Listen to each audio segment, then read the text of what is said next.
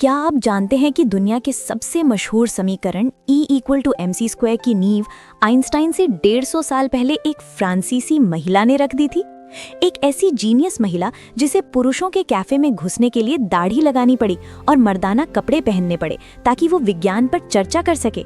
इतना ही नहीं, अपनी फिजिक्स लैब के पैसे जुटाने के लिए उसने अपनी गणित की ताकत का इस्तेमाल जुआ घरों में किया और ताश के खेल में रईसों को हराकर अपनी रिसर्च के लिए पैसे जुटाए। मिलिए एमिली डू शातिले से।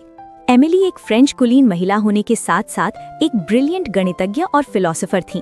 उनकी कहानी सिर्फ प्रतिभा की नहीं, बल्कि एक ऐसी दुनिया में अपनी जगह बनाने की जद्दोजहद की है जो महिलाओं को सिर्फ घर की चार दीवारी तक सीमित रखना चाहती थी। उस दौर में वैज्ञानिक करियर अपनाना हर किसी के लिए एक महंगा शौक था। इसीलिए जब एमिली को भी अपनी लैब के लिए महंगे उपकरणों की जरूरत थी, तब उन्होंने पैसे कमाने के लिए अपनी मैथमेटिक्स के नॉलेज का सहारा लिया। उन्होंने प्रोबेबिलिटी और स्टैटिस्टिक्स की समझ का इस्तेमाल वर्साई के शाही जुआ घरों में किया। जहां लोग किस्मत पर दाव लगा रहे थे, एमिली वहां कार्ड्स के गणित को हैक कर रही थी। उन्होंने ताश के खेल में भारी रकम जीती और उन पैसों से हीरे जवाहरात नहीं, बल्कि फ्रांस की सबसे आधुनिक फिजिक्स लैब खड़ी की। इसी लैब में उन्होंने 18वीं सदी के सबसे बड़े विवाद को सुलझाया। सवाल था, चलती वस्तु की ऊर्जा mv होती है या mv²? इसे सुलझाने के लिए एमिली ने डच वैज्ञानिक एस ग्रेवसैंड के प्रयोगों का सहारा लिया। उन्होंने पीतल की गेंदों को अलग अलग ऊंचाइयों से मिट्टी के ब्लॉक पर गिराया। उन्होंने देखा कि यदि गेंद की गति दोगुनी की जाती है तो वो मिट्टी में 2 गुना नहीं बल्कि 4 गुना गहरा गड्ढा बनाती है। इससे एमिली ने सिद्ध किया कि ऊर्जा सीधे तौर पर गति के स्क्वायर के समानुपाती होती है। काइनेटिक एनर्जी की इसी समझ ने आगे चलकर आइंस्टाइन के लिए आधार तैयार किया। एमिली का सबसे बड़ा काम था न्यूटन की महान किताब प्रिंसिपिया मैथमेटिका का फ्रेंच अनुवाद। न्यूटन ने इसे जानबूझकर इतना कठिन लिखा था ताकि छोटे मोटे जानकार उन्हें परेशान न करें, लेकिन एमिली ने उस जटिल गणित को एक कहानी की तरह आसान भाषा में बयान किया। एमिली ने दुनिया को सिखाया कि ब्रह्मांड की शक्ति केवल मोमेंटम में नहीं, बल्कि गति के स्क्वायर में छिपी है। उनका ये अनुवाद उनकी मृत्यु के बाद छपा और अगले 100 सालों तक दुनिया का स्टैंडर्ड फ्रेंच वर्जन बना रहा। लेकिन क्या एमिली डू शातिले को ये सफलता इतनी आसानी से मिल गई थी? बिल्कुल नहीं। तो आइए जानते हैं इस जीनियस महिला के उस संघर्ष के बारे में जिसने उन्हें एक साधारण नोबल वुमन से एक अमर विद्वान बना दिया। 17 दिसंबर 1706 को पेरिस के एक धनी परिवार में गैब्रिएल एमिली ले टोनेलियर डी ब्रेतुइल का जन्म हुआ, जिन्हें आज हम एमिली डू शातिले के नाम से जानते हैं। उनके पिता किंग लुई 14वें के अधीन एक उच्च अधिकारी थे। बहुत छोटी उम्र से ही एमिली को सीखने की गहरी इच्छा थी, जो उस समय लड़कियों में बहुत कम देखी जाती थी। जहां ज्यादातर अमीर परिवारों की बेटियों को सिर्फ कढ़ाई, बुनाई और तहजीब सिखाई जाती थी, वहीं एमिली के तेज दिमाग को देखकर उनके प्रोग्रेसिव पिता ने उन्हें घर पर ही लड़कों जैसी बेहतरीन एजुकेशन दिलवाई।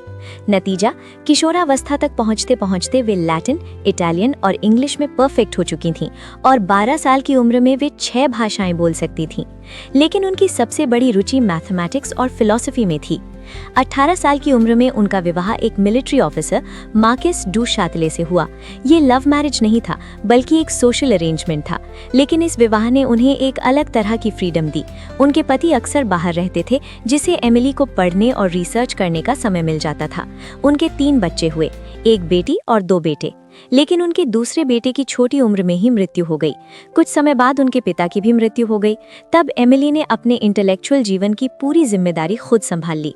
हालांकि एमिली का जन्म एक धनी परिवार में हुआ था, फिर भी उन्हें वो फॉर्मल एजुकेशन नहीं मिल सकी जो पुरुषों को मिलती थी। 18वीं शताब्दी के फ्रांस में महिलाओं को यूनिवर्सिटीज में प्रवेश की अनुमति नहीं थी।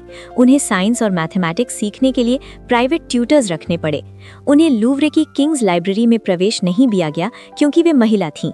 इसी तरह ग्रैडोट्स कॉफी हाउस, जहां पुरुष विद्वान नई वैज्ञानिक खोजों पर चर्चा करते थे, में भी उनका जाना मना था। लेकिन एमिली हार मानने वालों में से नहीं थी।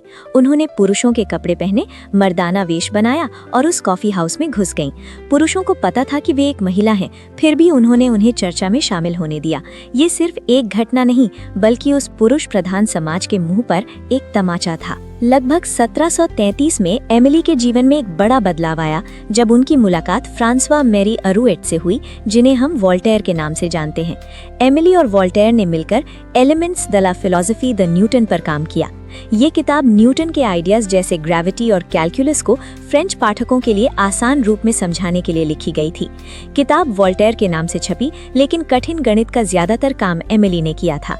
वोल्टेयर ने खुद खुले तौर पर एमिली की प्रतिभा को माना और कहा था कि वे बोलती थी, मैं लिखता था। इसके बावजूद लंबे समय तक लोगों ने एमिली को केवल वोल्टेयर की प्रेमिका के रूप में ही देखा। ये उनके साथ बड़ा अन्याय था। एमिली खुद इस अन्याय को समझती थी और इसका विरोध करती थी। उन्होंने कहा था कि मुझे मेरी अपनी योग्यताओं के आधार पर परखिए, मुझे किसी महान जनरल या प्रसिद्ध विद्वान की एक साधारण साथी मत समझिए। महिला विद्वानों के लिए दुनिया इतनी मुश्किल थी कि एमिली को अपनी क्रांतिकारी किताब फाउंडेशंस ऑफ फिजिक्स को छिप कर लिखना पड़ा। प्रसिद्ध दार्शनिक इमैनुअल कांट ने तो यहाँ तक ताना मारा कि जो महिला मैकेनिक्स पर बहस करती है उसे दाढ़ी भी उगा लेनी चाहिए। लेकिन इन सभी तानों के बावजूद एमिली अपना काम करती रहीं। उन्होंने अपना सबसे बड़ा प्रोजेक्ट शुरू किया, न्यूटन की प्रिंसिपिया का फ्रांसीसी अनुवाद। लेकिन तभी 43 साल की उम्र में एमिली गर्भवती हुई। उस दौर में इस उम्र में गर्भाधान का मतलब मौत के करीब होना था। उन्हें एहसास हो गया था कि उनके पास समय कम है। वो आखिरी दौर एक रेस अगेंस्ट टाइम था।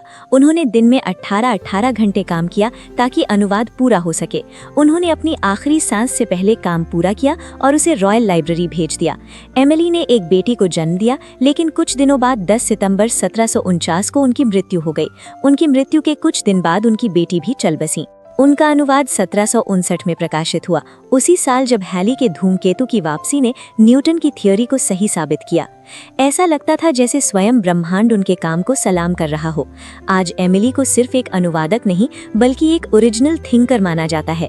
मॉडर्न साइंस का विकास सिर्फ बड़े पुरुष साइंटिस्ट से नहीं हुआ, बल्कि उन महिलाओं से भी हुआ जिन्होंने पर्दे के पीछे रहकर नॉलेज को दुनिया तक पहुंचाया। बेशक महिलाओं का योगदान अलग था, लेकिन अलग होना कम होना नहीं है। अगर आपको एमिली डू शातले की ये प्रेरणादायक कहानी पसंद आई हो तो वीडियो को लाइक और शेयर जरूर करें। ऐसी ही दिलचस्प कहानियां सुनने के लिए हमारे चैनल को सब्सक्राइब करना न भूलें।